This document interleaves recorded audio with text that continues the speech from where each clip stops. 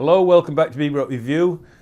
Today I want to talk about Bud Powell. I wanted to review some videos of, well, I want to review in the future some videos that are on YouTube about Bud Powell. Today I just want to concentrate on one, and that's by Robert Sabin. He's analysed part of a Bud Powell solo on I Want to Be Happy. Now somebody's put quite a few Bud Powell transcriptions on.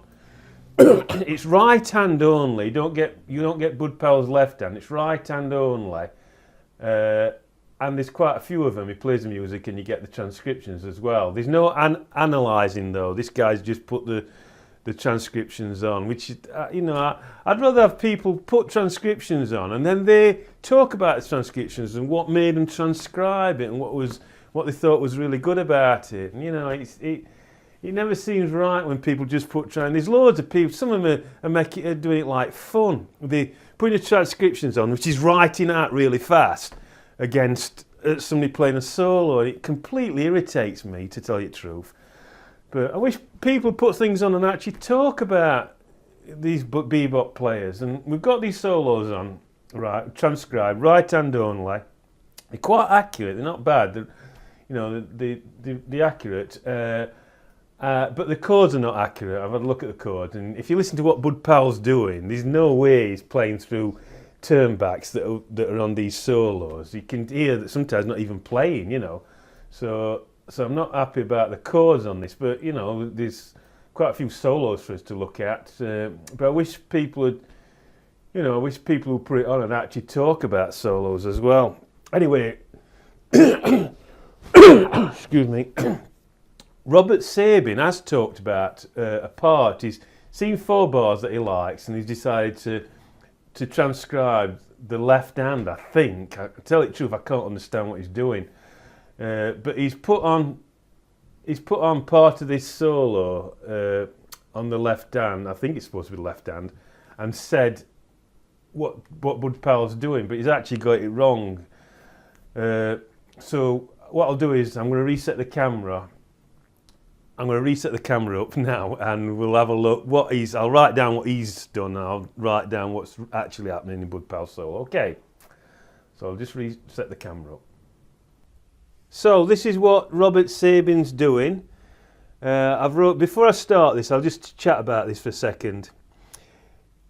It's typical. I bet he's American, this guy, 'cause it's very typical what he's done. He's wrote it out. Instead of writing the grand staff with treble clef up here and bass clef up here, he's wrote 2 treble clef staffs and kind of tied them together. So he's saying that these are being played together, which don't make any sense, because if that's the right hand, it's actually lower than some of these chords, which don't make sense. And there's no key signature, again, what Americans seem to do a lot.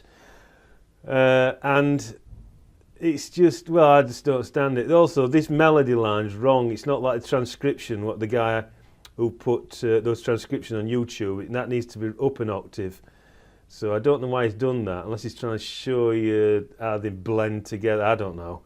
So to me, it's just rubbish writing, this, really. And I don't want him trying to say things that are nasty to people, because I'm quite pleased that Robert Sabin has actually put something on, because there's hardly anybody putting anything on about Bud Powell, and when they are, they've got it completely wrong, in my opinion, But this bit's wrong anyway. But you really, if you're doing something on Bud Powell or any piano player, treble clef at top, bass clef at bottom, tie it together, grand staff, key signature, and time signature. It'd be much better as well if you put a time signature in, so you know it's in 4/4. I know it's obvious this, but you should do all this to try and communicate things over.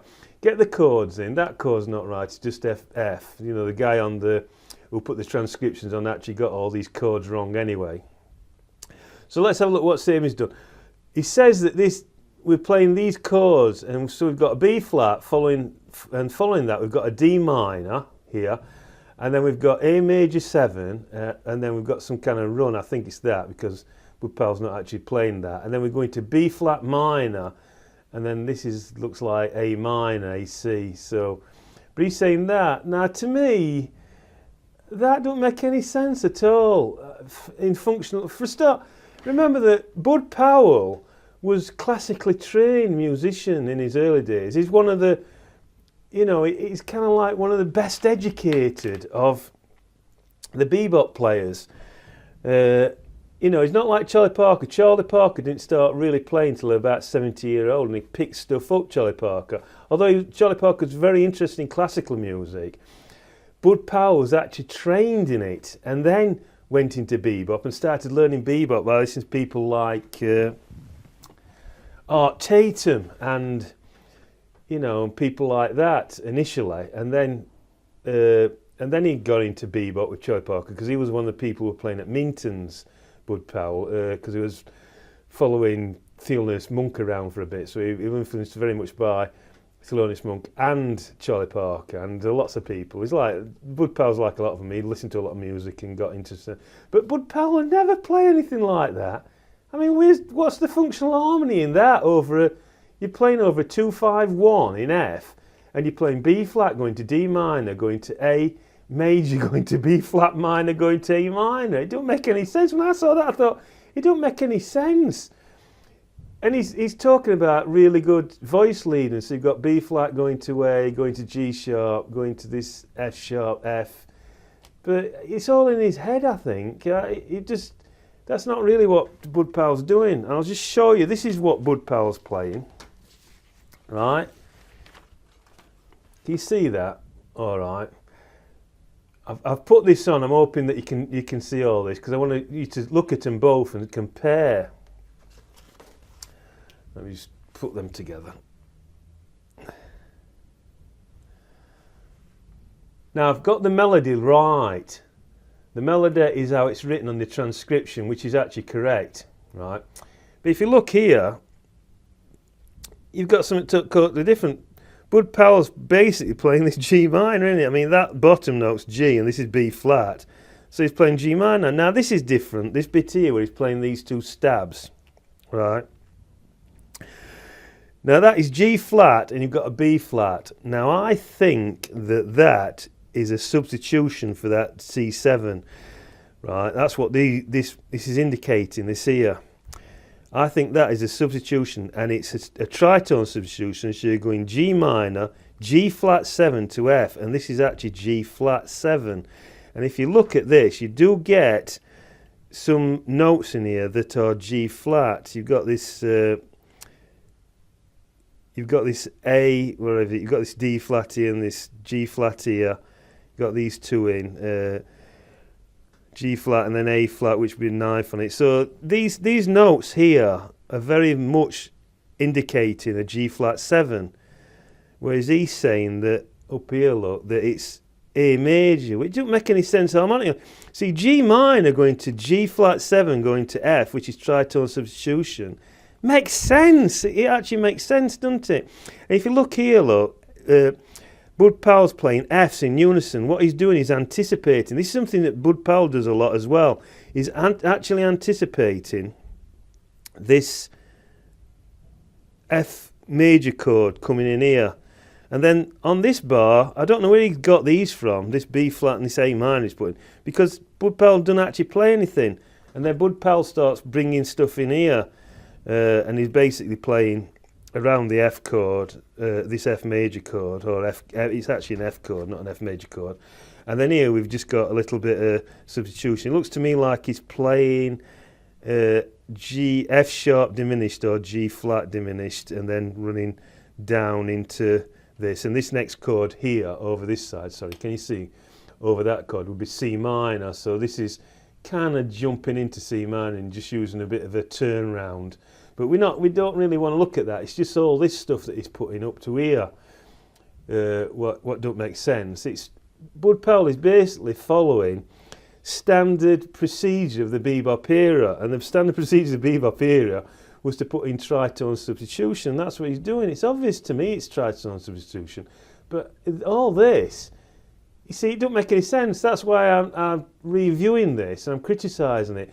Because when I look at things like that, I think to myself, it doesn't actually make sense what this bloke's put in. Even though I'm kind of pleased in myself that somebody's actually having a go and putting things on about Bud Powell, because I don't think I don't think there's as much discussion as there should be on Bud Powell.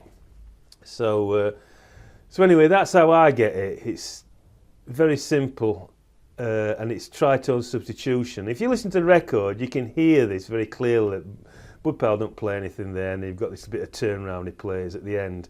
It's not simply just two notes like that holding. I don't know where he gets these holding notes.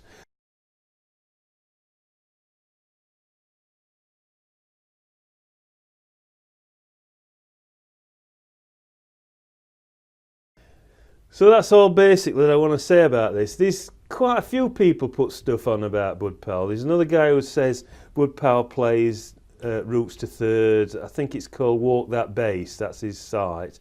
And it's quite accurate. He says Bud Powell plays roots and thirds, roots, fifths, roots, like that. And he does. But what he doesn't talk about is Bud Powell's rhythmic playing. Bud Powell's left hand is incredibly rhythmic. It's like looking at a drummer, I'm telling you. It's incredibly rhythmic. And he plays these chords that Bud Powell does, these two-handed voicings, and he plays them on the beat. And Bud Powell don't play on the beat. Bud Powell is an anti on the beat. He kind of plays everything off the beat, so it swings more, you know. So you've got to take all that into consideration. And then there's a girl who's a jazz. These are all jazz people who are professionals, you know. There's a girl who's, I can't remember her name, but I think I'm going to review her video actually on its own, because she takes part of Bud Powell's opening solo on Celia, and then she takes it into a straight beat ballad kind of stuff, and it just doesn't sound right, you know what I mean? Not really thinking about what Bud Powell does. So I don't know if to put some videos on about Bud Powell and actually explore how he plays, because it's very interesting how he plays, and it's really unique among piano players. So my friends come, so that's where I'm going to leave it, so I'll leave you and see you next time.